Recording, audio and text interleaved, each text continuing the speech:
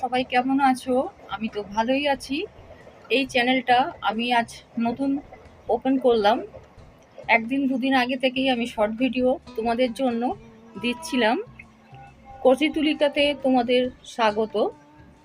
আমি আমার প্রতিদিনকার দিন যাপনের সমস্ত ছোট ছোট ঘটনা থেকে শুরু করে সমস্ত কিছু তোমাদের সাথে শেয়ার করব। সেটা আনন্দ হতে পারে, দুঃখও হতে পারে।